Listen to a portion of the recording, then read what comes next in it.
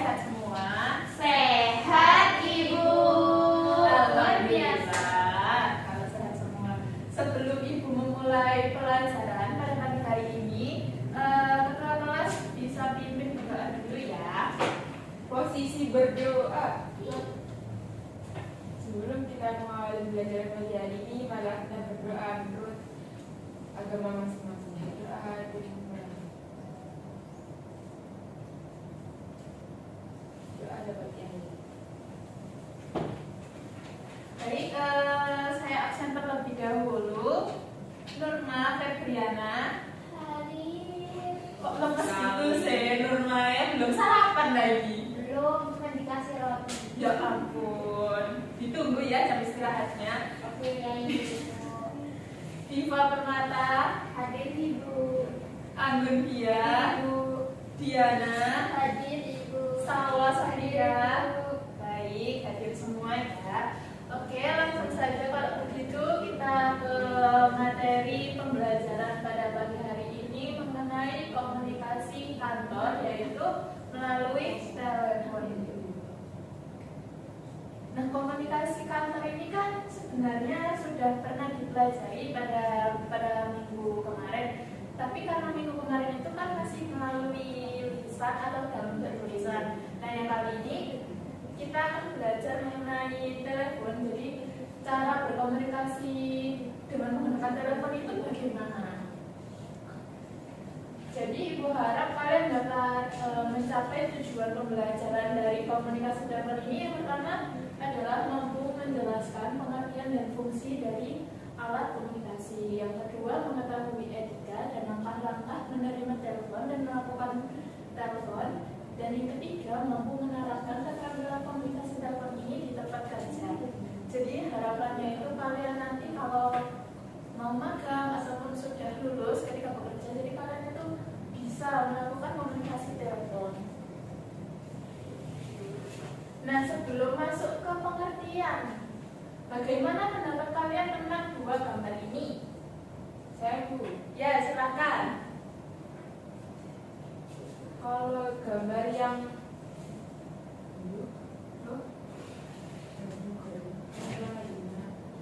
kalau yang di sebelah kiri gambar satu itu ya, itu seperti orang yang berkomunikasi lewat telepon. Nah kalau yang sebelah kanan itu orang yang berkomunikasi secara langsung. oke, terima kasih Anggun. Jadi benar ya yang tadi disampaikan oleh Anggun. Yang pertama, gambar yang pertama itu ada orang yang sedang menerima telepon. Jadi dia itu sedang melakukan komunikasi melalui telepon. Berbeda dengan gambar yang kedua.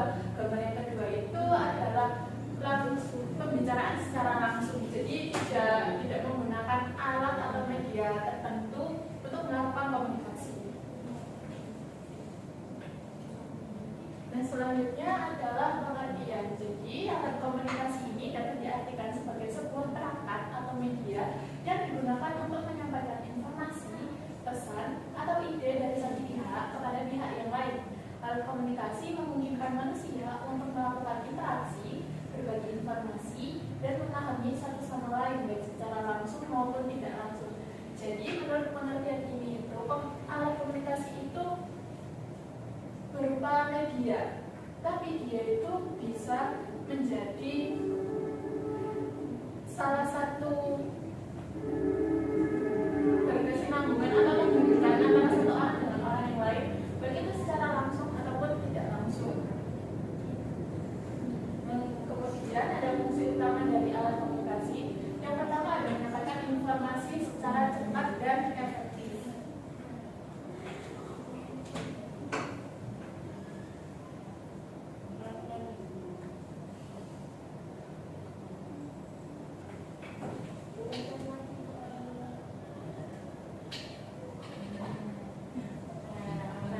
Mohon maaf ya, yang pertama adalah menyampaikan informasi secara cepat dan efektif. Jadi ternyata alat komunikasi ini itu berfungsi untuk menyampaikan informasi secara cepat dan efektif.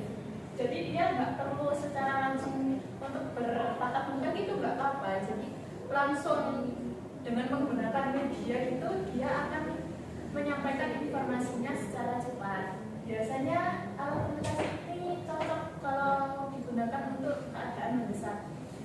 Kemudian yang kedua ada mempermudah komunikasi jarak jauh. Nah, alat komunikasi ini kan mempermudah dari jarak jauh. Jadi meskipun kita terhalang, entah itu orangnya tidak ada di tempat atau orangnya berada di mana, jadi kita itu bisa saling terhubung melalui alat komunikasi. Dan yang ketiga ada membantu penyebaran ilmu pengetahuan. Ternyata alat komunikasi ini tidak hanya memudahkan kita berkomunikasi, tetapi juga membantu kita untuk melakukan penyebaran ilmu pengetahuan. Nah, yang selanjutnya ada komunikasi telepon. Jadi yang pertama ada alur menerima telepon. Jadi ternyata kalau kita itu menerima telepon tidak sembarangan untuk melakukan pengangkatan telepon. Ada alur yang harus diterapkan. Yang pertama ada memberi sambutan. Saat mengangkat telepon, biasanya penerima telepon harus memberikan sambutan dengan ramah, bicara dengan suara yang jelas dan tenang. Jadi tidak boleh pada saat menerima telepon itu kita tidak boleh dengan menggunakan ekspresi yang marah, berbicara yang tidak enak, itu tidak boleh. Yang kedua ada menyebutkan identitas. Nah, menyebutkan identitas ini biasanya dapat membantu orang yang menelpon itu untuk mengetahui dengan siapa mereka berbicara. Jadi misalnya kita sedang menerima telepon, kalian bisa melakukan perkenalan diri terlebih dahulu agar si penelpon itu mengetahui dengan siapa yang mereka berbicara. Kemudian yang ketiga ada mendengarkan pesan dengan memberikan perhatian penuh pada percakapan dan jangan memotong pembicaraan. Jika perlu membuat catatan atau melakukan klarifikasi bila ada pertanyaan atau permintaan khusus. Dan jadi ternyata ketika kita menerima telepon itu juga harus didengarkan dengan baik. Kalau perlu kita harus membuat catatan atau melakukan klarifikasi atau melakukan pengulangan pesan apa yang ingin disampaikan kepada si penerima pesan. Kemudian ada bahasa yang sopan. Jadi ternyata untuk dalam menerima telepon itu harus menggunakan bahasa yang sopan dengan menghindari bahasa atau kata-kata yang kasar atau yang tidak pantas, dan berbicaralah dengan bahasa yang profesional. Kemudian yang kelima ada mengulang pesan.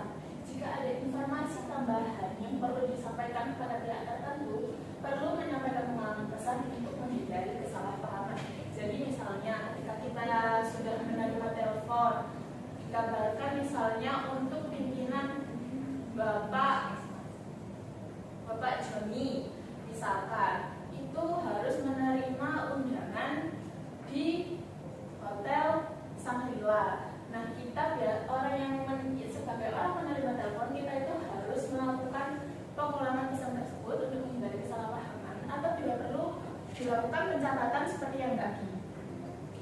Kemudian ada menawarkan bantuan. Dan jika penelpon memiliki pertanyaan atau masalah, tawarkan dengan bantuan yang sopan. Jadi maksudnya di sini menawarkan bantuan itu mungkin setelah si penelpon menyampaikan informasinya, kita itu bisa memberikan bantuan seperti apakah ada yang bisa dibantu lagi ataukah ada yang ingin ditanyakan, dan itu kita harus selalu menyampaikan bantuan tersebut. Nah, yang selanjutnya ada alur menelpon. Nah, alur menelpon ini berbeda dengan ketika kita menerima telepon. Kalau kita menerima telepon, kita tinggal seperti mengatakan selamat pagi, menyapa penelpon. Nah, kalau kita yang menelpon, jadi yang pertama itu adalah menyiapkan nomor telepon.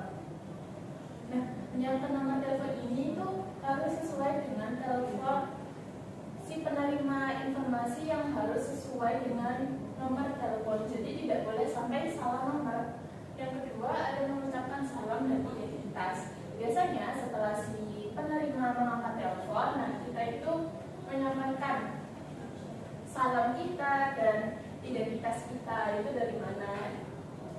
Kemudian yang ketiga, tadi menyampaikan pesan yang ingin disampaikan. Setelah tadi mengucapkan salam dan memberikan identitas, kita sebagai si penelpon, kita itu harus menyampaikan pesan yang ingin disampaikan.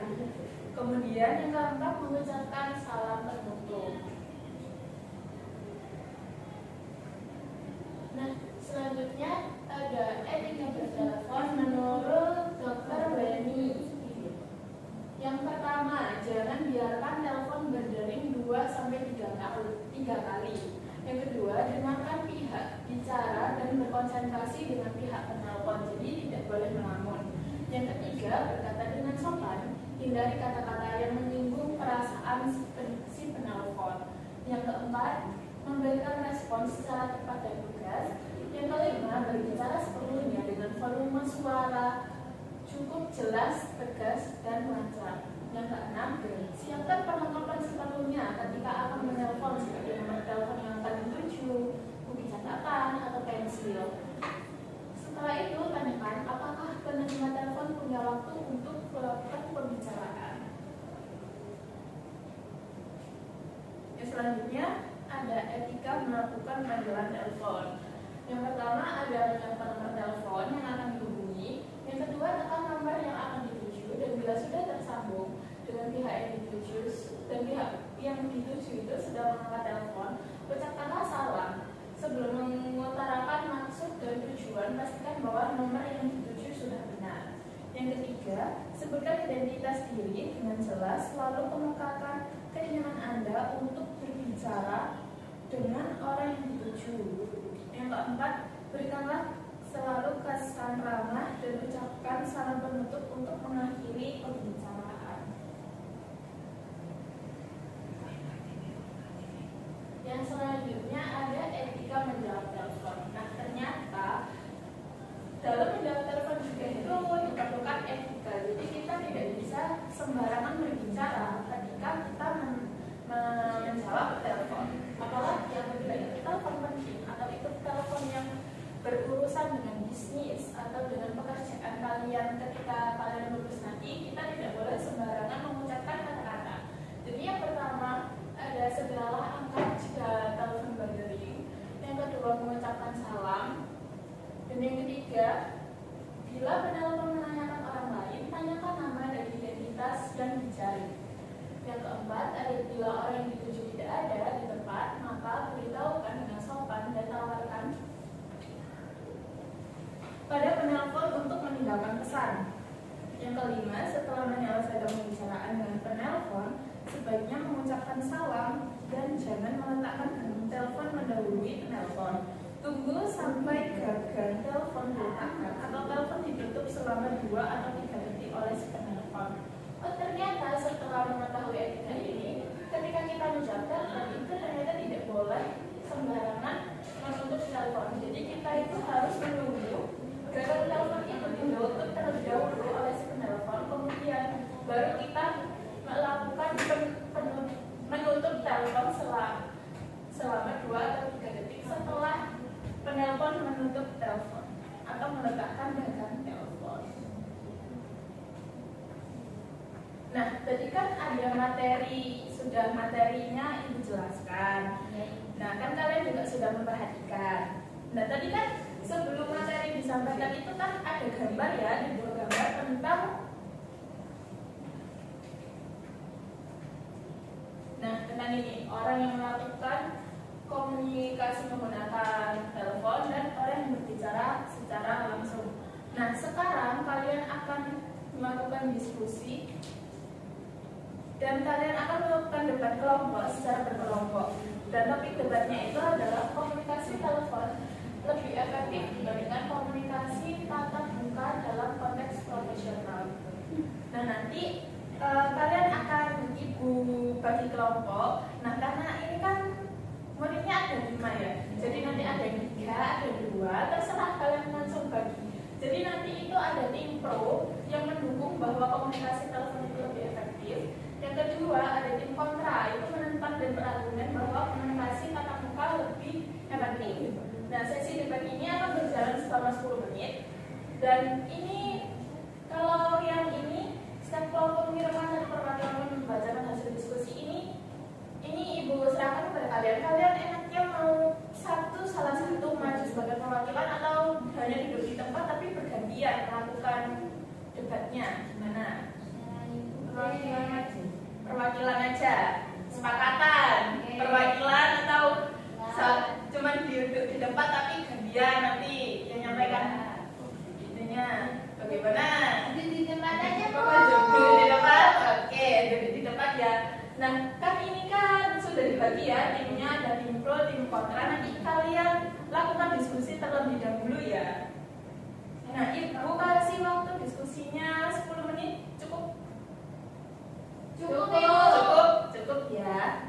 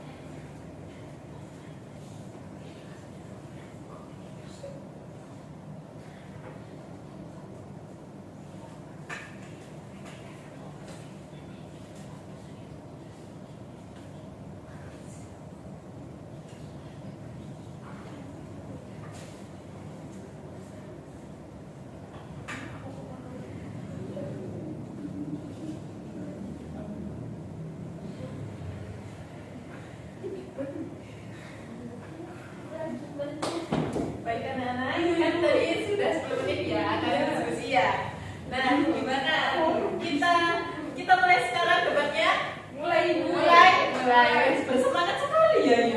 Baiklah, kalau begitu silakan tim pro-nya dulu, mana? Yang mana tim pro-nya? Kita kontra. Oh gitu ya, jadi Diana sama saya tim pro, Anggun Kita kontra. tim kontra. Oke, yang pertama nih tim pro dulu. Apa pendapatnya tentang mendukung bahwa komunikasi telepon itu lebih efektif?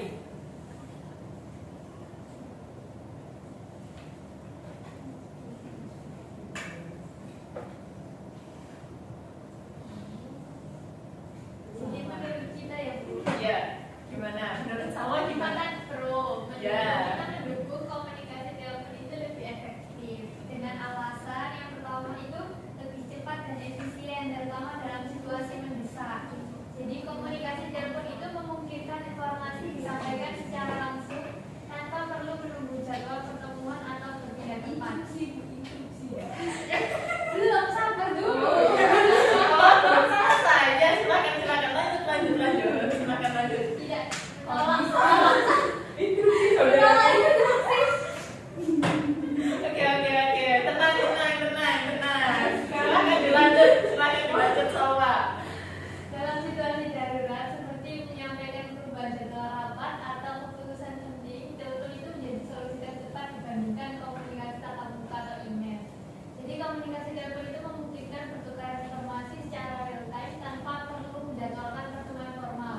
Dalam dunia profesional yang dinamis dan serba cepat, kecepatan respon menjadi sangat penting. Misalnya dalam situasi darurat,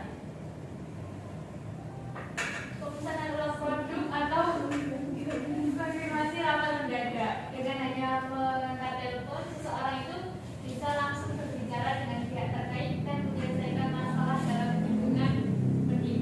Lanjut, instruksi Bu. Tunggu dulu. Yang tim Mas Rani bagaimana? Tunjukkan, tarik. Jadi Bu, Oke, ya silakan. kalau jadi Bu ya, kita lebih cocok ke komunikasi tatap muka. Soalnya Kenapa? dengan komunikasi tatap muka ini kita bisa meminimalkan Tunggu jadi Sabar saudara, sabar.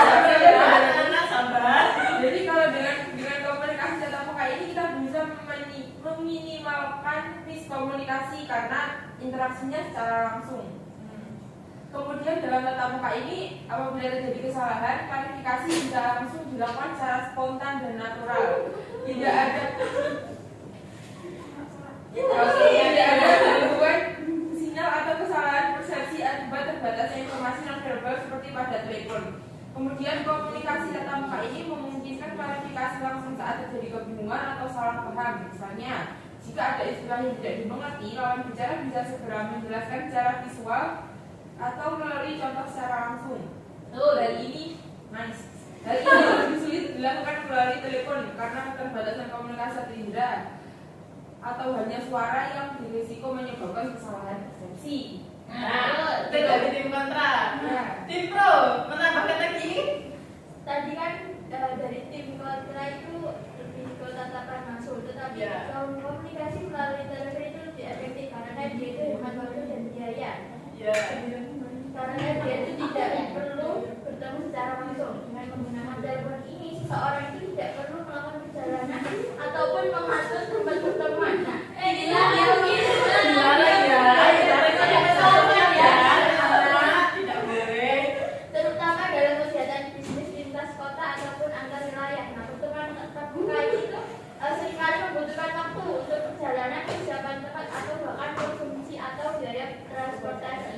Nah, sementara itu komunikasi telepon ini dapat dilakukan dari mana saja tanpa persiapan khusus.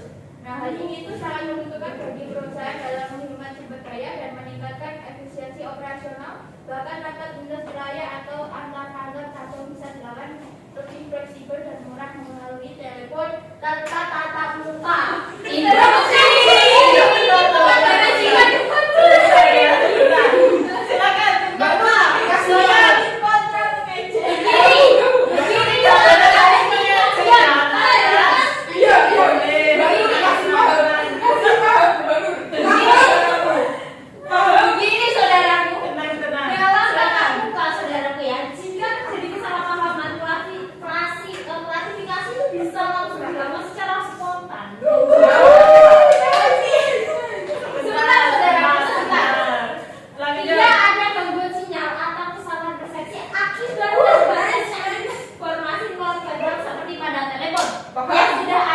jelaskan. Oke? Betul.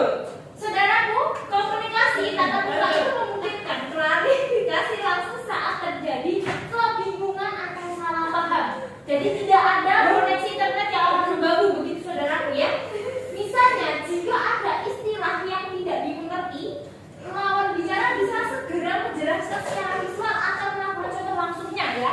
Tidak tersendat begitu istilahnya. Hal ini lebih sulit dilakukan melalui telepon karena memang ada batasan begitu saudaraku ya. Komunikasi satu indera hanya menggunakan hanya suara gitu saudaraku ya. Yang beresiko itu dapat menyebabkan kesalahan persepsi seperti itu saudaraku. Terima kasih. Sudah cukup. Lalu silakan untuk tim pro. Tapi Bu, kalau Ya. kita melakukan tidak efisien dalam hal kantor, karena dalam hal kantor itu memerlukan efektivitas dan efisiensi waktu sehingga tetap muka itu tidak layak. Oh, menurut tim pro tidak layak. Tidak layak. Itu Nanti. selesai. Silakan dilanjut, silakan. Silakan dilanjut. Ya. Baik, dilanjutkan saudara. Tenang. Kalau komunikasi telepon itu juga bisa dilakukan dari jarak jauh. Jadi Ya. komunikasi telepon itu tidak terikat oleh lokasi fisik. Jadi pihak yang berkomunikasi itu bisa berada di kota atau bahkan negara yang berbeda. Ini sangat relevan dalam konteks kerja modern seperti remote working atau bisnis global. Komunikasi telepon ini tidak mengenal batas geografis. Selama ada sinyal atau koneksi yang memadai, seseorang bisa tetap terhubung meskipun berada di kota atau negara yang berbeda. Sudah. Jadi dalam era kerja jarak jauh dan saat ini telepon itu menjadi alat penting untuk menjaga koordinasi antar tim yang tersebar di berbagai lokasi. Jadi hal ini tuh membuat komunikasi tetap terjaga mesti tidak ada kehadiran fisik. Oke, silakan lanjut tim pro. Silakan. Sesuai tim pro tadi kan pengguna telepon itu menurut saya terlalu bergantung ya kelompok dari jadi Soalnya itu tidak mendukung teknologi. tidak membangun Kita hubungan teknologi. Kita ini konteksnya masih teknologi terus jadi Ya, lanjutkan. pertemuan langsung itu kan menciptakan ikatan emosional yang lebih kuat seperti kepercayaan dan kedekatan dalam di era sekarang seperti di dunia kerja ini kan membangun hubungan jangka panjang itu kan dengan kolega atau klien itu seringkali harus lebih efektif dilakukan itu secara langsung Betul. bukan melalui telepon.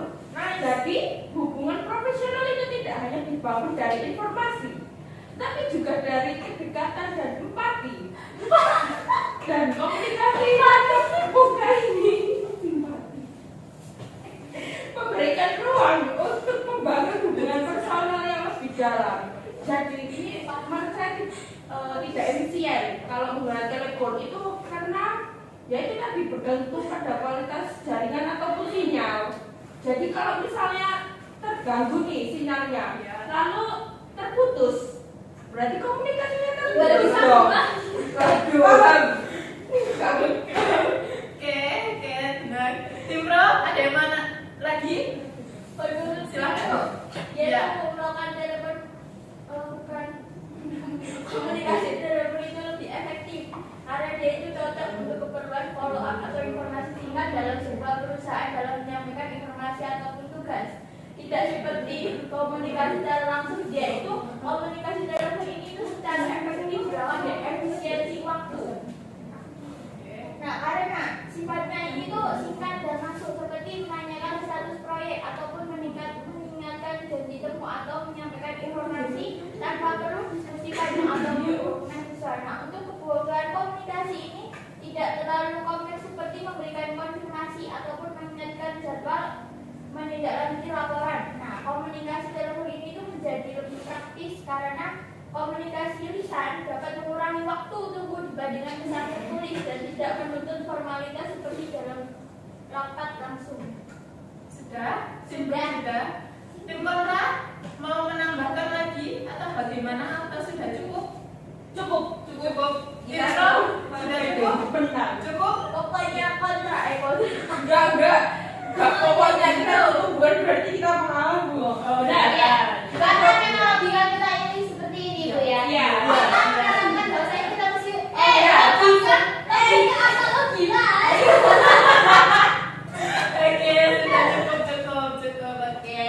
Nah, dari pendapat kalian tadi, sebenarnya tim pro, tim kontra itu tidak ada yang salah. Enggak mau. Ada yang salah. Ada yang salah. Kita lakukan juga menuju teknologi. Paham. Kasih paham.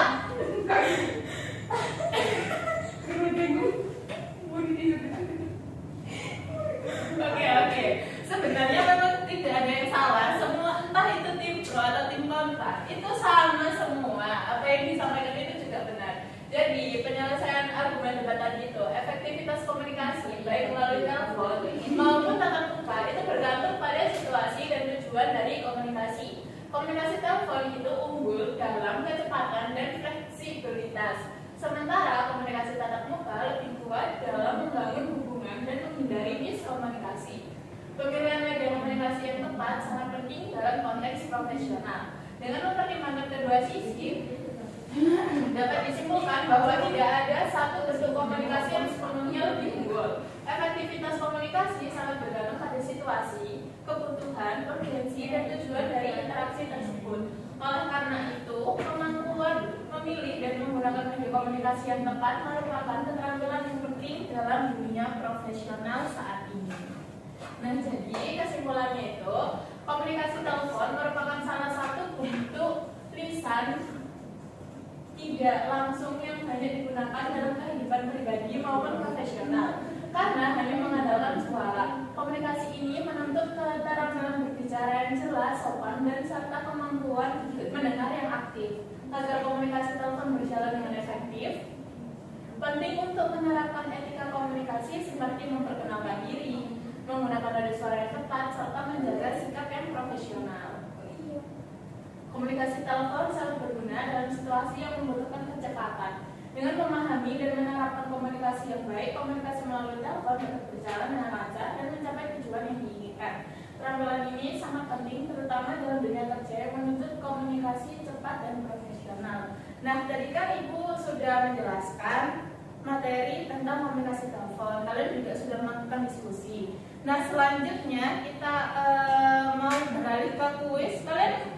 Kalian mengerjakan kuis ya dari Ibu. Ya Bu. Ya ini. Silahkan di-scan atau join dengan kodenya 513816. Silahkan. Yes, girl. Sini girl.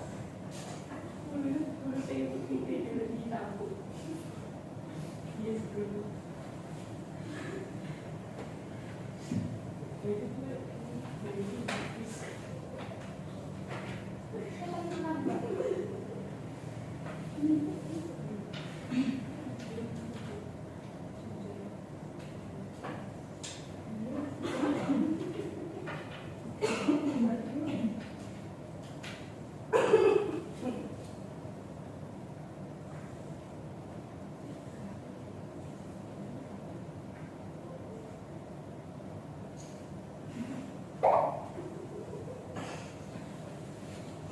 Ayo, masih 2, yang 3 belum ya?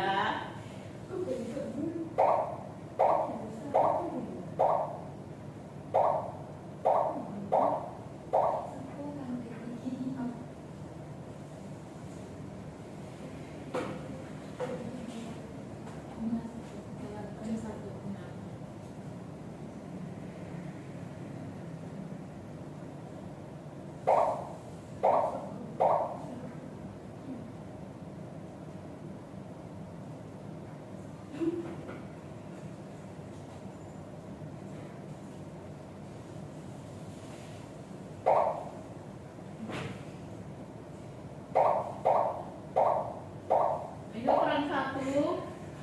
Siapa yang mau join?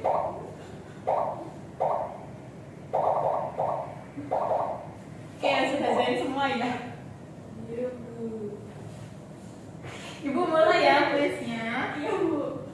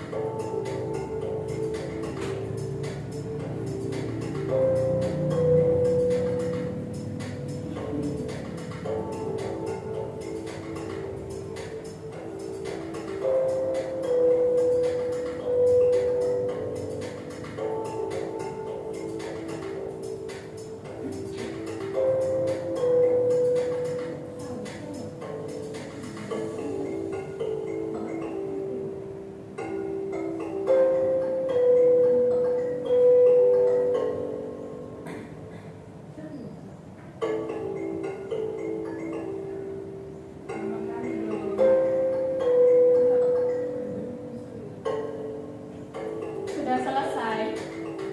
Tunggu. Ya, silakan dilanjutkan dulu.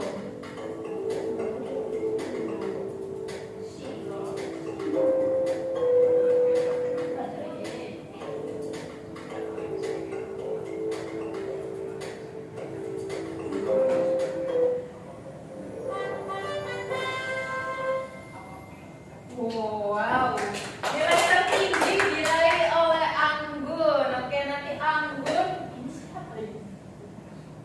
Iva. Siapa itu? Iva. Error tadi Bu namanya Bu. Oke, nggak apa-apa. Nanti tadi yang 3 ke atas namanya Ibu ya, biar dapat tambahan nilai. Oke.